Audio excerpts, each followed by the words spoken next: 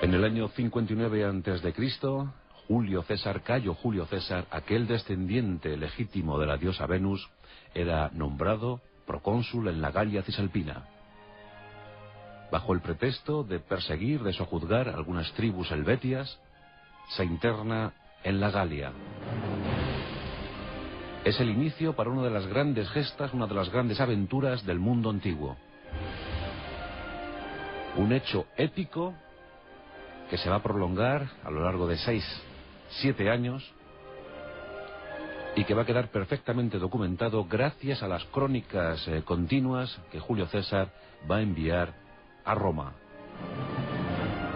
En la ciudad eterna, en esa inminente capital del mundo, el Senado descubre asombrado los grandes méritos de aquel militar.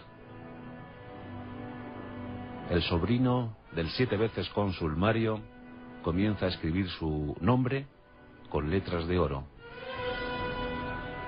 Ya es algo mayor, ya había llorado ante la tumba, o mejor dicho, ante una estatua de Alejandro Magno, y había llorado amargamente pensando que a los 32 años apenas había conseguido nada.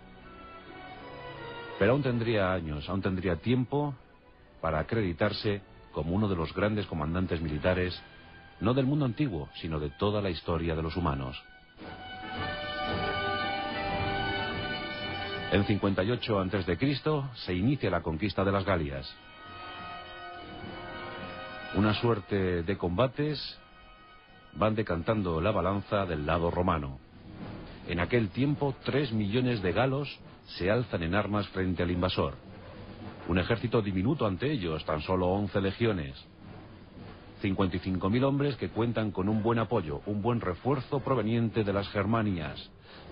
Los guerreros germanos luchan ferozmente al lado de César. En ese tiempo, 1 millón de galos va a morir a manos romanas. Otro millón va a ser sojuzgado, va a ser sometido, y el otro millón será esclavo. Un hecho ciertamente prodigioso y sin parangón en el mundo antiguo. Pero en 52 a.C., cuando todo parecía sofocado, cuando todo parecía encauzado, cuando Julio César estaba a punto de crear una nueva provincia para Roma, para la República Romana, una alianza de tribus celtas, de tribus galas, se reúne para presentar la última batalla al invasor. Y el elegido para encabezar ese movimiento es un joven príncipe de apenas 20 años, de la tribu de los Advernos, llamado Vercingetorix.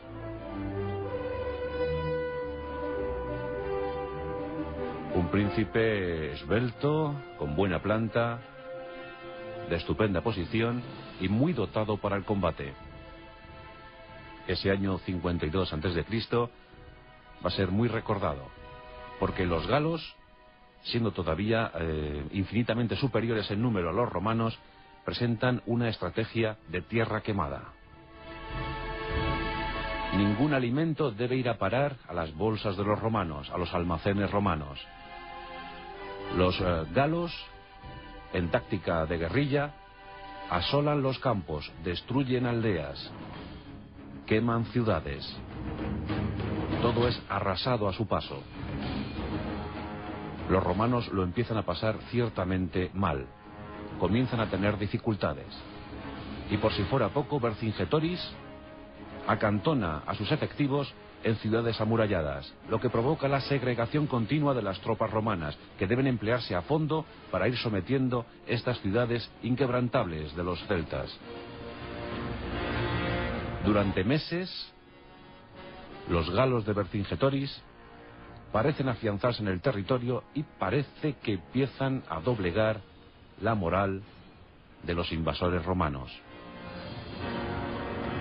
Pero aquí se descubrió el talento innegable de César.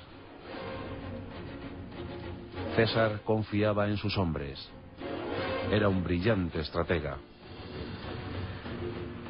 Y aunque sufrió algún revés como el de Gergovia, en esa ciudad de los galos, César perdió 700-800 legionarios, incluidos 46 centuriones de altísimo valor para el combate.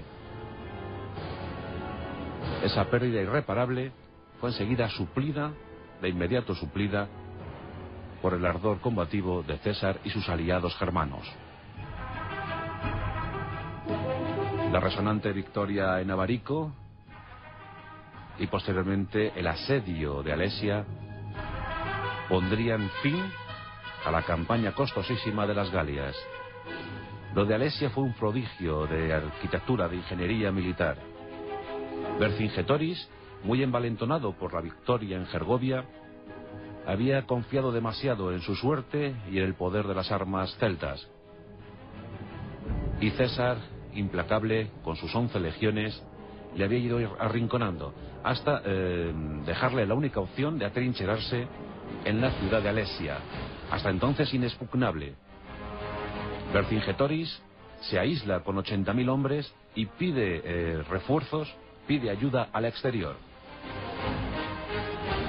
César contaba con apenas un mes para dar el golpe definitivo a los galos.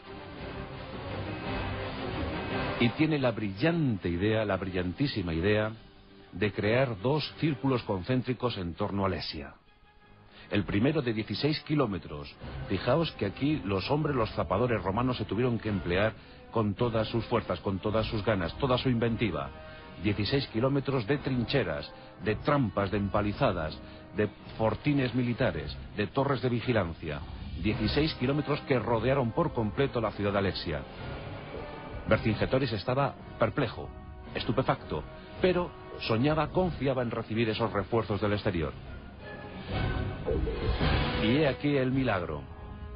César no se conformó con esas posiciones, con esos 16 kilómetros, y mandó construir otro anillo, en esta ocasión de 23 kilómetros, para recibir el ariete, para recibir el golpe de los enemigos exteriores. De ese modo, nos encontramos que César en un mes construyó 40 kilómetros de empalizadas, de muros, de zanjas, en los que situó toda suerte de trampas, de obstáculos. Parecía el muro del Atlántico, construido por Rommel unos siglos más tarde. Y entre un anillo y otro situó sus 11 legiones. 23 campamentos para la infantería, 5 grandes campamentos para la caballería, torres de vigilancia, posiciones adelantadas, muros, desde luego, que parecían inexpugnables. ¿Conseguirían sortear esos peligros los 300.000 galos que llegaban para auxiliar a Alesia? Nos encontramos cerca del invierno de ese año 52 a.C. Julio César y sus hombres esperan el ataque. Con lo que no contaban es que los galos iban a decidir atacar por la noche.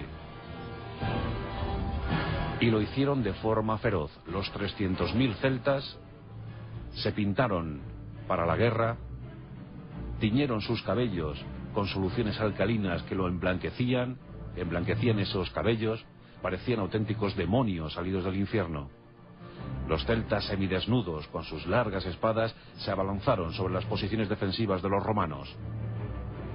Fueron 5 días con sus noches, luchas eternas, angustiosas, en las que en muchas ocasiones los romanos estuvieron a punto de ceder, pero el talento militar inigualable de Julio César siempre estuvo a la altura, siempre estuvo buscando las posiciones más delicadas para acudir a ellas con los hombres necesarios.